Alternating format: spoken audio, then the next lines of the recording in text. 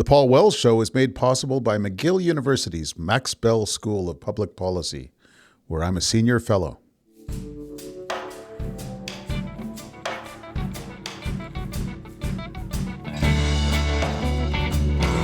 How do you defend Canada along the world's longest undefended border? We've got to make the White House understand that, yes, they're 10 times bigger than us. Yes, they can roll over us and inflict disproportionate pain. But there are some things that we can do that would be painful as well. This week, Jason Kenney's back. He used to be Canada's defense minister, and he's spoiling for a fight. I'm Paul Wells. Welcome to the Paul Wells Show.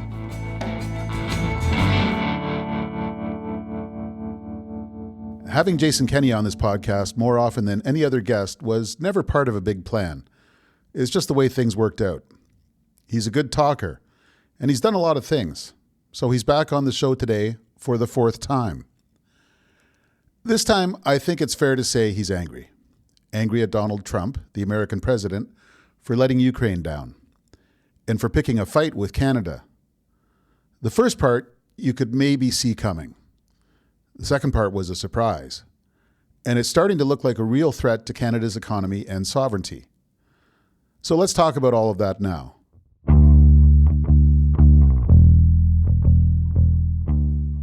Jason Kenney, thanks for joining me. Good to be here, Paul. Am I right? Are you not enjoying this month? No. Who is, at least in Canada? I think we all feel shell-shocked and sometimes wake up in the morning wondering whether this is real or a simulated parallel universe. And I think I have a reputation for being a pretty cheerful, avuncular guy, but you're right in identifying that I share a great deal of frustration and even anger with what's going on right now. Tell me about your, I don't know how to put it, your intellectual history as an observer of Donald Trump's influence over U.S. republicanism. I sure took it as a joke. I remember that the first Republican debate among the candidates for the nomination in 2015 leading into the 2016 primary seasons was the night of the debate that I hosted between Stephen Harper and Justin Trudeau at the beginning of the 2015 campaign. And I went on the radio and I said, look, Donald Trump's never going to be the president of the United States, but somebody on my stage is going to be the prime minister, so you should watch my debate. And then the son of a gun got himself elected president of the United States, made me look like a liar. When did you realize that he was something, not only somebody who might get himself elected, but somebody who might change American politics? Well, Paul, by the way, you were in pretty good company. There were a lot of clever people who mocked the concept of a Trump presidency, most notably President Barack Obama, who infamously did so at the 2015 White House press correspondents' dinner, in which he mercilessly mocked Trump, who was in the audience and had all of the bien-pensants of the Washington elites openly ridiculing and laughing at Trump. And it was apparently that moment where he decided he was going to prove them all wrong. And boy, has he ever. On your question, I went to college in the States, and I had vague memories about stories in the 80s of Donald Trump hosting major fundraising galas for the Democrats and liberal causes in Manhattan, and being very public, loud and proud advocate of protectionist policies when American politics was swinging towards free trade. So that was sort of my earliest recollection. He was a protectionist liberal Democrat. I also recalled him running for, I think, twice for Reform or Independent. Reform, as you remember, was a kind of briefly lived Pat Buchanan aligned populist right third party. And so when he went down the escalator at Trump Tower in advance of the 2016 election, I thought it was part of what those earlier campaigns was. I thought it was part of the branding exercise. I thought it was an opportunity to get some free earned media, maintain relevance, have influence. I didn't think he was actually a serious candidate, and was quite astonished with how the 2016 primaries unfolded. I think I wasn't the only one. I mean, you had the most talented panel of Republican presidential nominee candidates, I think, arguably in modern history then, in that 2016 cycle, and they all just got crushed. So well, we've all learned our lesson. Now we have to get into MAGA 1 and MAGA 2. I mean, because this President Trump seems to be different in significant ways, not only in kind of how hard he's pushing, but in what he's pushing on. I recall him complaining about NAFTA. I don't recall him complaining about Canada the first time around. Yes, I'd make this point that the notion this has been some kind of deeply held, long conveyed policy obsession of President Trump's is totally counterfactual. I mean, look, we always know he had a grievance against NAFTA. Fair enough. That became a fairly broad cross-partisan consensus. I mean, don't forget, by the way, that Kamala Harris voted against USMCA CUSMA together with a bunch of liberal Democrats because they thought it was too pro-free trade. So, being anti-NAFTA was not a startling position for him to take. And to be honest, I mean, the Americans raised in the CUSMA renegotiations what I would say were valid national interest conventional trade policy issues. And I think there's still a lot of people in MAGA who look at those issues that way. I had a lunch with Rob Lighthizer, Trump's last U.S. trade representative, who's not gone into this administration, but his former chief of staff is the new USTR, a couple of years ago. And he said to me, if we get back into office, we're coming for supply management. You guys are not going to get to the USMCA renegotiation table until we see the head of supply management on a table. But he didn't talk about fentanyl, the shadow boxing against Canada as a security threat greater than China and equal to Mexico. There was none of that stuff. It was just like a couple of, I would say, fairly conventional and one might even say defensible trade grievances. In the 18 months that Trump campaigned for this cycle, the millions of words that he uttered, the hundreds of events that he attended, and thousands of interviews he did, he barely ever mentioned Canada. He never came out with this running line about the 51st state until December of last year. So this was not something that was long gestating in his mind. Where do you think he got it from? Well, when people try to find or impose rational explanations on Trump's behavior, I think they're discounting the often improvised and impulsive reality of how he works. So there's not always a grand strategy. Everybody's trying to impose upon him like the mastermind playing four-dimensional chess. I'm not sure I see that. I suspect something like this happened. He loves the idea of tariffs. We know that. As David Frum has pointed out, President Trump has held virtually every conceivable issue on virtually every major public policy issue of the past 40 years, except tariffs. Yeah. An issue where he's had a particular zeal, even when it was well outside conventional wisdom and elite opinion. In the 1980s, taking out full-page ads in the Wall Street Journal calling for tariffs on the then rising Japanese economic threat. And so, tariffs are the best word in the English language, all of that. So he really does believe that. He's now been surrounded by a small group of, let's call them MAGA or MAGA adjacent right of center intellectuals who have given this neo-protectionism a veneer of intellectual credibility. And he's picked up, I think, some concepts about raising revenue from them and, renewing American manufacturing. So he's got a couple of ideas, substantive ideas that are supported by some smart people and a lot of voters.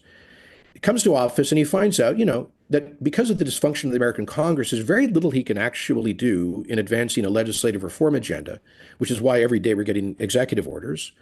And that also includes tariffs, with one exception in tariff policy, which is where he can invoke a national security threat.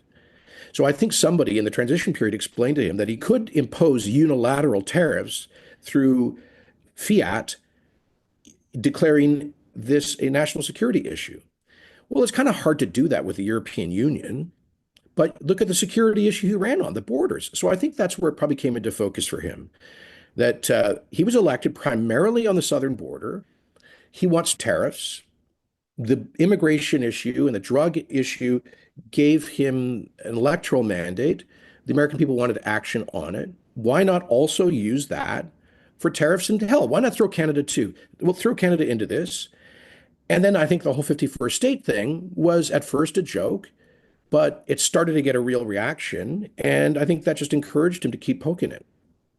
There's also a lingering American perception that Canada doesn't have its shit together and that Canada is barely a functioning sovereign state, and a bit of a hangover from the arrest of Ahmed Rassam at the Canada-U.S. border in 1999 because he was heading down Yeah. to blow up Los Angeles International Airport. And my recollection is that when the Harper government came to power, you were frequently surprised by the momentum behind American efforts to thicken the border, that they had a security mindset when it came to relations with Canada that was really hard to shake them off. Yes, true. Let's not forget that in the first hours after the 9/11 attacks, a report circulated in American media that some of the attackers had come out of Canada. Mm-hmm. So there had been an cell, in Canada that infiltrated the United States. First impressions are lasting impressions. A lie can make its way around the world before the truth can strap on its boots. Well, that was the case that day, 9/11, where we got tagged in. And that's, of course, if you talk to anybody who worked on Canada-U.S. relations in the ensuing decade or so, they'll say they were still encountering that 10 and 15 years later. So yeah, there was always that, I think, residual anxiety about the security of the northern border. I was a minister who dealt with U.S. Homeland Security secretaries in different party administrations on these things, and they did have some legitimate grievances, absolutely, as did we. I think one of the mistakes that we have made for decades, especially in the 9/11 period, is we allowed ourselves to go completely on the defense on border integrity issues. We should have been the ones banging the table, as I did as immigration minister, about the Americans of basically facilitating large amounts of irregular migration across the Canadian border. U.S. NGOs that were taking failed asylum claimants and helping them to prepare them for walking across the border, what they would say to the Canadian officials, how to file an asylum claim, all of that. So there was actual, American NGO facilitation of this. They refused. Janet Napolitano, my counterpart at the time, refused to amend the Canada-U.S. Safe Third Country Agreement to plug the loopholes that were allowing people to make second redundant asylum claims again. I'll just give you one example. The guns that have come across the border, hundreds of Canadians who have been killed by American-produced smuggled guns. And my God, a month ago, the Toronto and Ontario police detained a semi-tractor trailer full of cocaine that had crossed the U.S. southern border, crossed the entire continental United States before entering Canada at the Ambassador Bridge. Now, if the inverse had happened, imagine a semi-truck full of drugs from Canada ended up being detained in, Houston. Donald Trump would be down there holding a press conference in front of it. But here it was like a one-day police process story. So here's my point. I think there's been a huge asymmetry in the dialogue about border security issues, and we've allowed ourselves to be completely put on the defensive unjustifiably on this. I want to say a word about the people who are supporting this podcast. McGill University's Max Bell School of Public Policy is committed to the research, teaching, public outreach, and practical advocacy of sound public policy, grounded in a solid understanding of the overall policy process, with all its imperfections and limitations. With their one-year intensive Master of Public Policy program, they teach a principle-based design of policy solutions to important problems. Learn more at mcgill.ca/maxbellschool.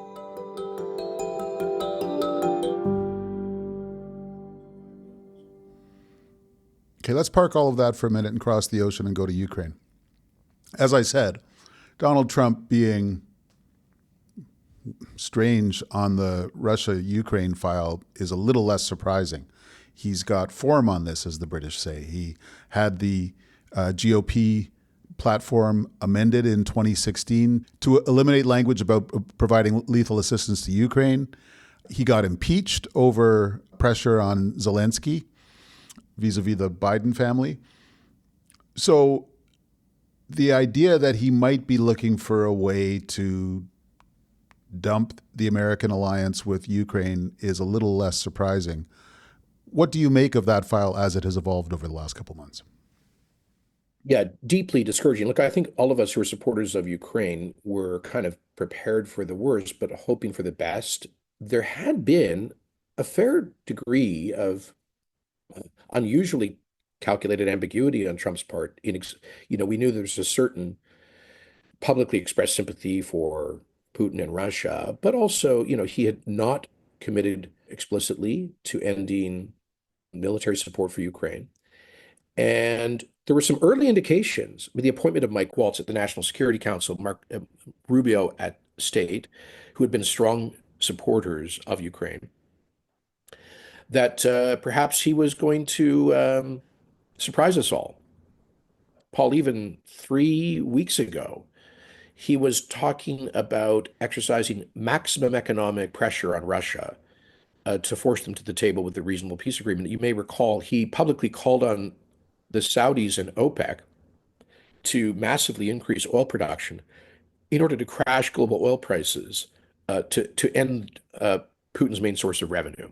So I was surprised even with the huge volte-face that happened around the time of Zelensky's visit to Washington, where it all seemed to go off the rails. There's lots of things you can. Now, I do think that working behind the scenes and very close to the president, there has been a particularly obsessive anti-Ukraine, pro-Moscow group that appears to include Donald Trump Jr., J.D. Vance, Elon Musk, and some other very powerful people who have, for the better part of 2 years, some of those characters have been openly mocking and deriding Ukraine. So my hunch is perhaps those folks got their message through. And unfortunately, it is now, of course, completely upended the entire international security framework. There is a stereotype of Zelensky as essentially a sloppy dresser from theater school who comes to town and fleeces well-meaning legislatures for every dime he can get and then goes off to waste it on a war that nobody wants. It's a version of a caricature of him that has been out there for a couple of years. And plainly, Trump is not immune to that interpretation, especially when J.D. Vance, who's been peddling that version as hard as he can get, is in the room. Yes. This reminds me, you were talking about the perception of Canada in American politics. I'm going to connect the two. I think a lot of the derision that we've bizarrely seen being expressed for Canada in recent months is connected to nearly a decade of right of center American populists like MAGA media using Justin Trudeau as one of their greatest targets of ridicule and derision. So I think in sort of amongst MAGA Americans, Justin Trudeau has become a much higher profile Canadian prime minister than any of his predecessors because he's been almost a daily and certainly a weekly item feature. Whenever he did one of his silly woke things, it would be a top story on Fox for 48 hours, right? So I think that helped to create, worsen the brand problem, okay? And I think exactly the same thing has happened in MAGA media with Zelensky. And I think it's because, most Americans 20 years ago wouldn't have been able to identify Ukraine on a map, maybe vaguely recall it being part of the Soviet Union. For MAGA world, their introduction to sort of modern independent Ukraine was those two incidents, the Burisma Energy, Hunter Biden, and the Trump campaign Russian collusion argument. So I think from MAGA's perspective, the notion that Russia is a malignant adversary of the United States is the invention of the media elites, and this was all disproven in the discrediting of the Russia collusion story. And yeah, that Zelensky is somehow vaguely involved in the Biden family's enrichment and all of this. And don't forget, by the way, when Russia did invade 3 years ago, February 3 years ago, you saw in the polls broad public sympathy. I think there was a natural moral reaction of Americans against that kind of aggression. But there's been since 3 years of a daily drumbeat in, at first, the more marginal clickbait rage machine part of mega media. And that has gradually, I think, moved in to the mainstream of American conservative movement. I mean, for goodness sakes, the Heritage Foundation, which used to be sort of the think tank of the Reagan Revolution, which was a very much like traditional American conservative establishment voice, has been leading the charge against Ukraine. That would have been completely unthinkable a decade ago. So that what you see here is a reflection of the capture of many, if not most, of the American conservative organs by MAGA. And you've got some personal history with that trend because it was essentially elements of that Trumpist movement in Canada that put paid to your leadership of the United Conservative Party in Alberta. Yeah, there were certainly parallels, no doubt about it. I was told by the United Conservative Party that in the leadership review vote that for me in 2022, that 65% of the people voting had never before members of the UCP, the Progressive Conservative, or the Wild Rose Party. So these were new entrants, most of whom had been radicalized through the COVID era. But the radicalization didn't happen overnight. It was, I think, part of a organic process that started with alt-right media, whose business model is the monetization of anger. And folks who consume that consume no legacy institutional media. And therefore, a lot of them had a hard time understanding what the big deal was about COVID, because for them, COVID was watching Rebel News and seeing, TikTok videos of nurses dancing in empty hallway corridors, or ivermectin being the miracle cure that was being suppressed by the medical establishment. So, yeah, I think there are some very clear analogies between aspects of that and how the alt-right media have had such disproportionate influence in the United States. When you see reporters from Rebel News getting the few available question slots at Pierre Poilievre's news conferences, does that make you nervous? No, it doesn't make me nervous. I think any party has to deal with the new media world, and that includes the fact that there are a lot of unconventional outlets on the left and the right that have significant audiences. I'm not going to second guess how to deal with that. I would just say what matters is the answers that they get. Mm-hmm. And you like the answers that Mr. Poilievre gives on this border dispute and on Ukraine? Yes. Yes, very much so. I know there were a lot of people who were anxious about his position on Ukraine, say a year ago.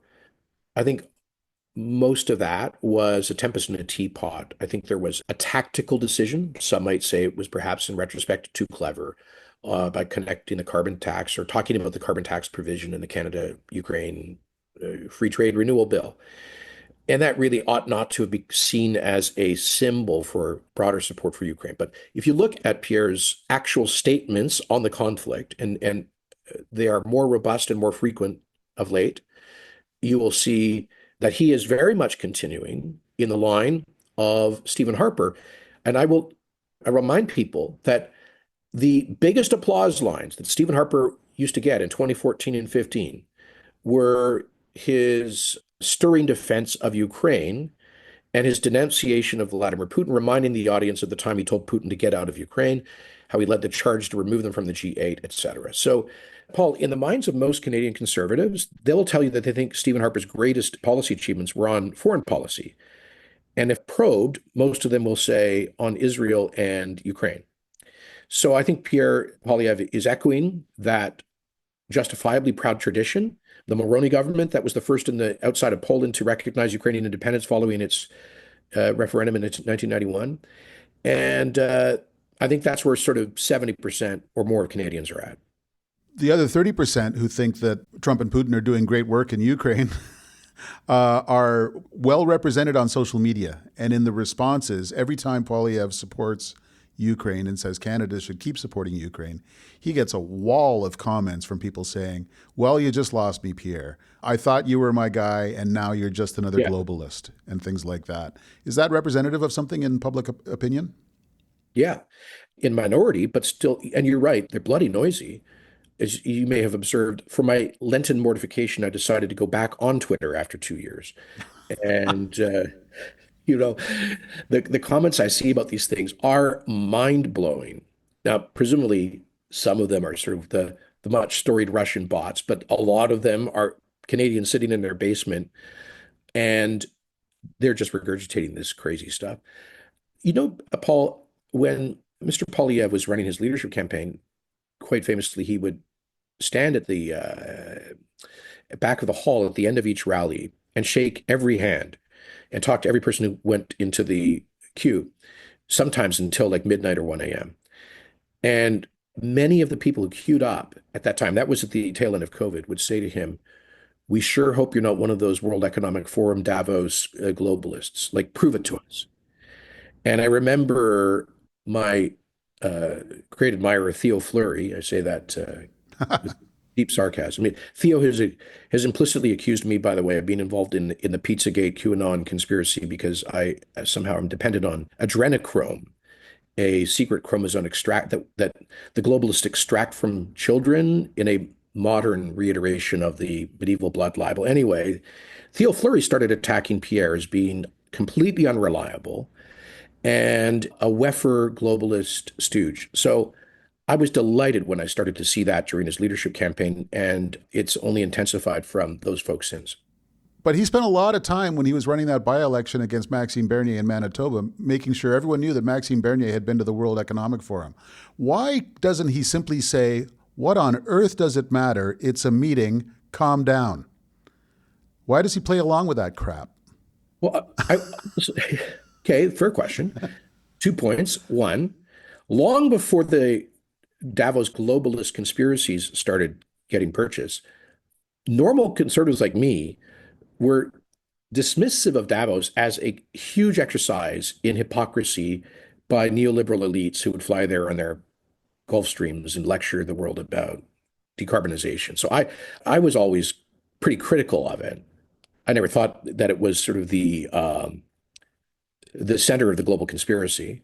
So there are people who have had long-standing legitimate and then grievances. And then Klaus Schwab did publish this book called The Great Reset, whose Yeah. thesis was that the world should use COVID as an opportunity to recreate the modern state along dirigist statist lines.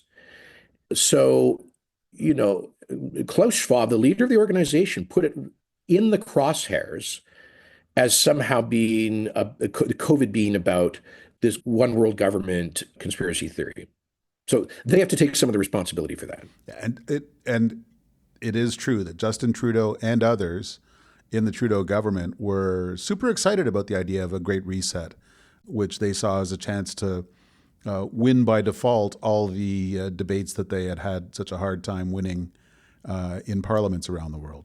Yeah, we heard lots of domestic political slogans on the center left that reflected this: build back better, et cetera. So, and I think there were many people on the center left who actually believed this, that this was an epoch changing moment, that we could start at year zero, and it was a great political opportunity for statist ideas. And I think Pierre Poilievre has always been opposed to those philosophies, and that's why he's not a fan of Davos. Fair enough. I mean, Boris Johnson, who nobody's going to accuse of being a mega adjacent populist, he was populist in some respects, a huge supporter of Ukraine. But Boris Johnson told his cabinet that they weren't allowed to go to Davos. So this is not a unique position in the Canadian center right. All right, this has been a fun sort of intellectual tour of things, but now let's get down to action. Let's do a table exercise. What on earth is Canada supposed to do about a president who thinks that we belong to him? Well, be as united as possible, be strong and resilient, and move from all of the good intentions to real action on the national productivity agenda. If there's something good that's come from this, it's perhaps the huge kick in the pants that we needed to move out of our slumber, our holiday from history, where we've just been sort of gradually watching this decline in national productivity and wealth, this ossification of our public institutions and services. And we just thought we were, had a right to an ever growing economy, ever greater prosperity, and always to be the envy of the world. Well, now, we realize we can't take anything for granted anymore, including our largest export market, including the basic architecture of our international economy and our intelligence, military, and strategic relationships.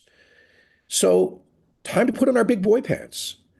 Time to move from endless, I mean, how many entire forests have been cut down to print the think tank papers and academic research on the productivity and challenge over the past 30 years. And yet it continues apace.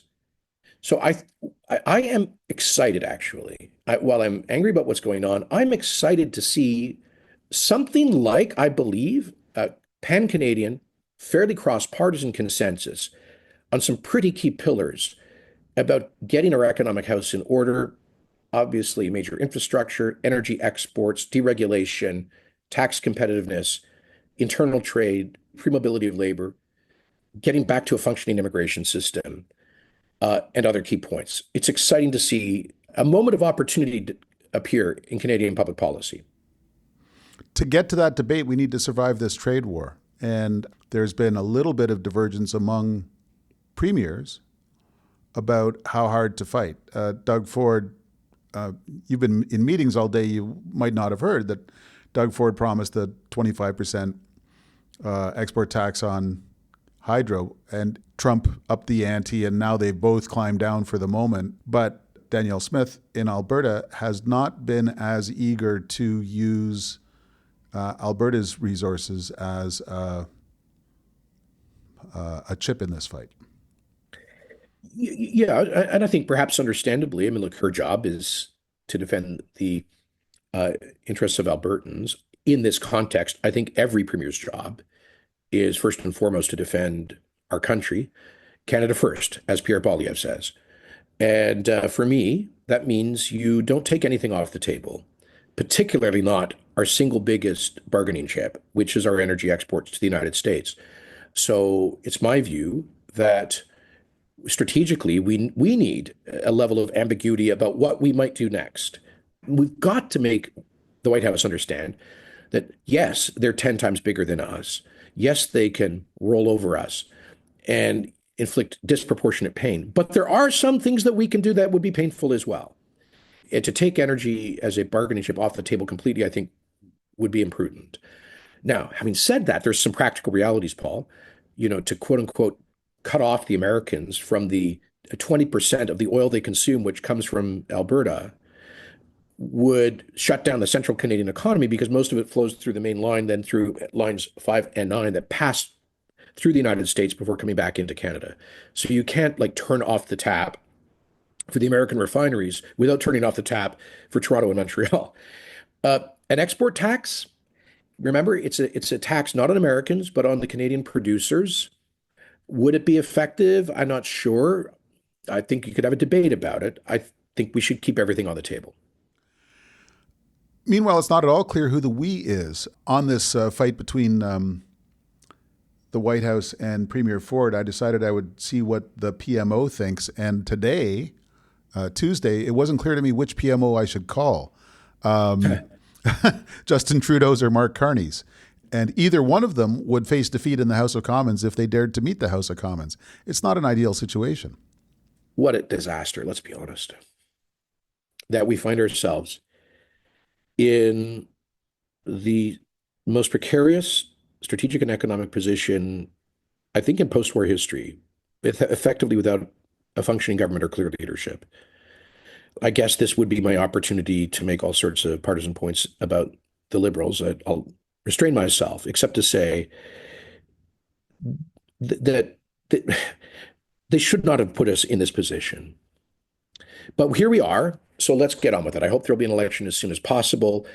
My message to Mr. Carney would be, if he thinks that by staying on, maybe making a deal with the NDP, that he's going to be able to demonstrate his brilliance as a leader and so forth, I would just say this. It's a lot easier to campaign, as he obviously intends to, against Donald Trump for 40 days on this stump than to govern against him, getting punched in the face every single day and owning the tariff recession 6 months from now. So let's get it on. And let's try to do it in a way where there's broad unity on the key points about the defense of Canada, but also acknowledge this is a democracy and there will be differences. All of us need to know that whatever we do and say, let me say what political leaders do and say in the context of a forthcoming campaign can and likely will be used against us as leverage, as division. So let's not fall for that. But I'm a little concerned, Paul, that we might be starting to hear from some of the corners of elite Laurentian opinion the idea that, my friend Tom DeCino's essay about a grand coalition government, that we need essentially to put aside any domestic political differences at this time. No, we need an election that means 4 or 5 weeks of some disagreement, and then we get behind the new government, whoever it is, for the fight for Canada. Jason Kenney, it's always a pleasure to catch up with you. Thanks for joining me. Thanks, Paul.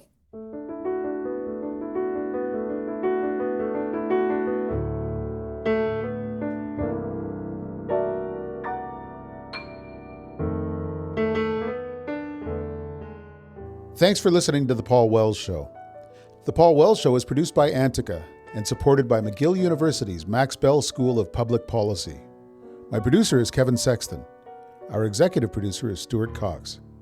Laura Reguer is Antica's head of audio. If you subscribe to my Substack, you can get bonus content for this show, as well as access to my newsletter. You can do that at paulwells.substack.com. If you're enjoying this show, give us a good rating on your podcast app. It helps spread the word. We'll be back next Wednesday.